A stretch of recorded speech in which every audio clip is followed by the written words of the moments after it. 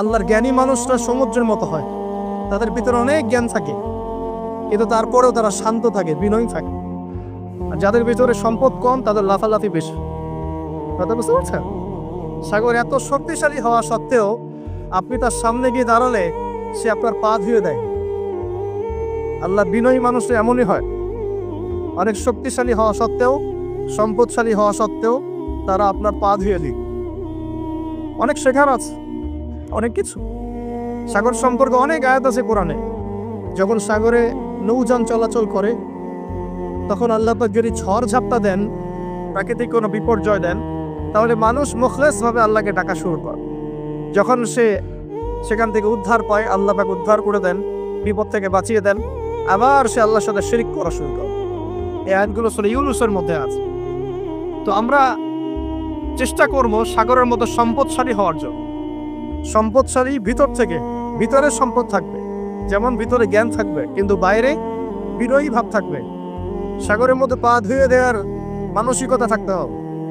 এবং যখন সে আল্লাহর হুকুমে গর্জন প্রদান করা শুরু করে, তখন কিন্তু সামন পিছন সব ভাসিয়ে নিয়ে চলো।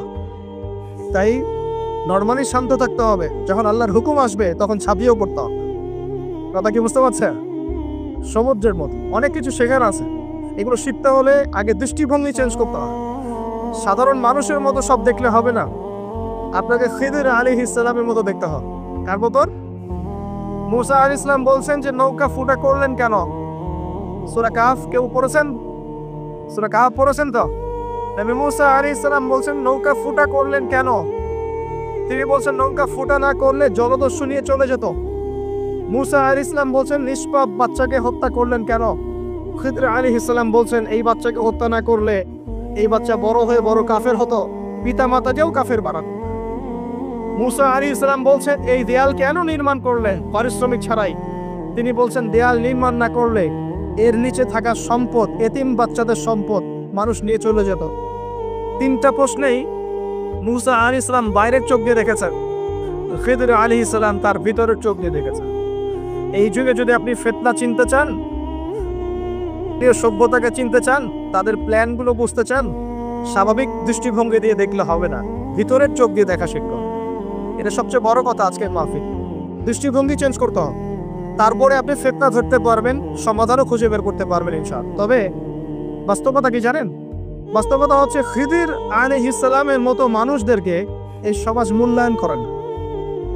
যাদের মধ্যে খিদিরের মতো অন্তর্দৃষ্টি আছে, তাদেরকে সমাজ মূল্যায়ন করে না, তাদেরকে মানুষ বলে পাগল।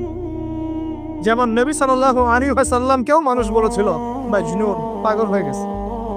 নবী সাল্লাল্লাহু আলাইহি ওয়াসাল্লামকে মানুষ বলছে সাহেব, জাদুকর, মাজনুন, ফারিকুল জামাআ, বলছে সাবেঈ, কত কথা বলেছে।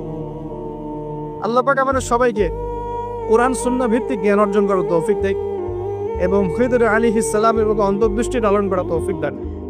এই মহাসাগরের অস্তিত্ব আছে যেটা কুরসির উপরে, এর উপর আল্লাহ রাব্বুল আলামিনের আরশে আজিম, যেটাকে টেনে নিয়ে আসবে কতজন ফেরেশতা? 8 জন। আগে হাদিসটা শুনি। আল্লাহ পাক বলেছেন, দুঃখিত, নবী সাল্লাল্লাহু আলাইহি ওয়াসাল্লাম বলেছেন কিয়ামতের মাঠে আল্লাহ পাক 7 শ্রেণীর মানুষকে এই আরশের ছায়ায় ছায়া দিবেন। কত শ্রেণী? যুবক ভাইরা হাদিসটা খুব ভালো করে শোনেন, কারণ এখানে সবগুলো হওয়ার মতো সম্ভাবনা আপনার আছে। 7টা শ্রেণী অন্তর্ভুক্ত হওয়ার সম্ভাবনাই যুবকদের আছে, সবার নাই। 1 নম্বর হচ্ছে ন্যায়পরায়ণ শাসক। সুযোগ আছে তো? শাসন ক্ষমতা খারাপ কিছু না, কিন্তু শাসন ক্ষমতা পেয়ে যদি মানুষ ন্যায় বিচার করে ভালো, যদি জুলুম করে তাহলে আল্লাহর সামনে জবাবদিহি করতে হবে। That's all. 2 নম্বর সেই ব্যক্তি যার অন্তর মসজিদের সাথে ঝুলন্ত থাকে। কার সাথে? মোবাইলের সাথে না। কার সাথে? এখন অন্তর কার সাথে ঝুলন্ত থাকে? মোবাইলের সাথে। মসজিদের সাথে অন্তর ঝুলন্ত মানে কি? এটা কি সত্যি সত্যি গলিয়ে ঝুলা আছে? রূপকতা। মানুষ তো রূপক অর্থ বুঝতে পারে না এখন। মানে আপনি নামাজের জন্য, জামাতে নামাজ পড়ার জন্য উদ্গ্রীব হয়ে থাকেন, এটা হলো মসজিদের সাথে ঝুলন্ত হৃদয়। এরপর সেই ব্যক্তি, সেই যুবক যে তার যৌবনকালটা আল্লাহ পাকের ইবাদতে কাটিয়ে দিয়েছে। সুযোগ আছে না? আছে কি নাই? যুবকদের সুযোগ আছে কি নাই?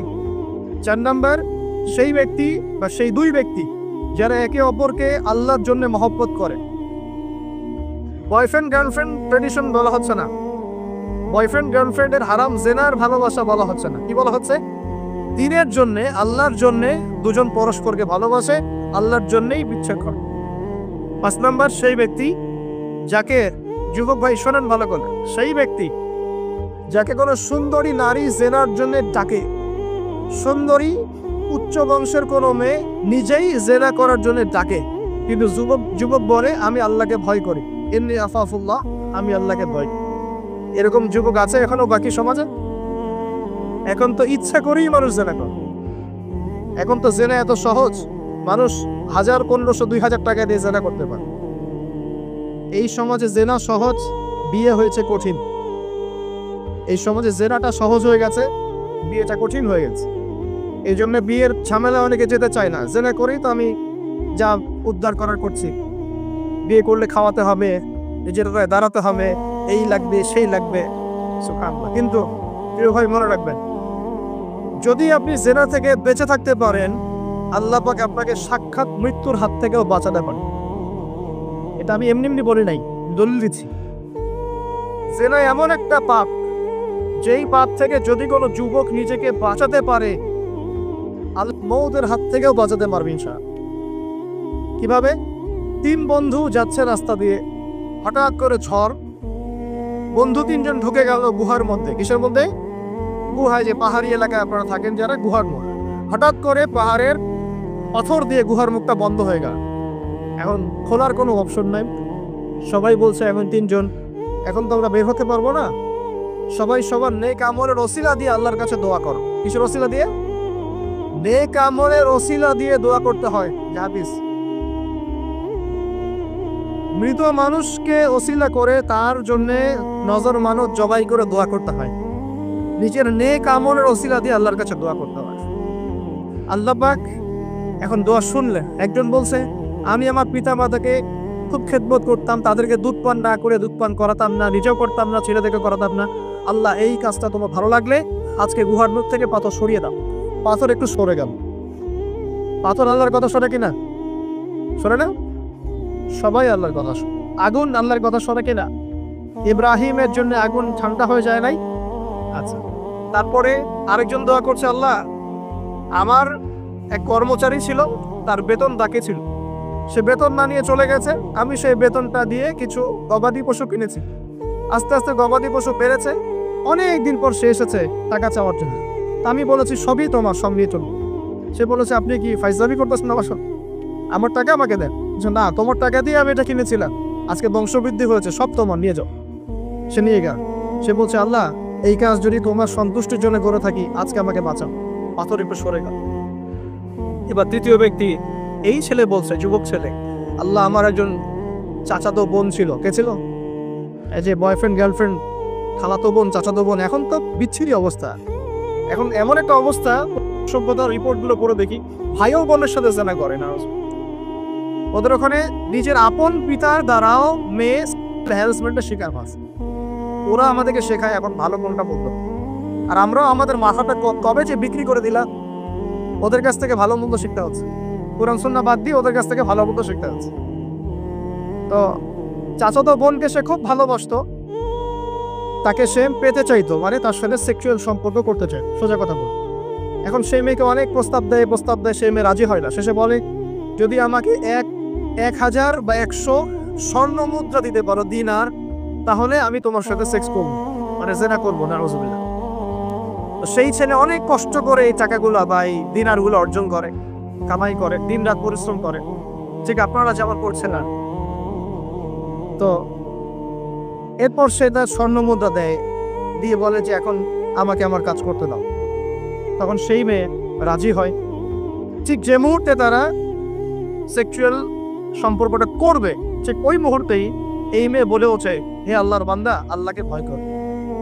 আমি সারা জীবন আমার সতীত্বকে ধরে রেখেছি, কাউকে দেইনি।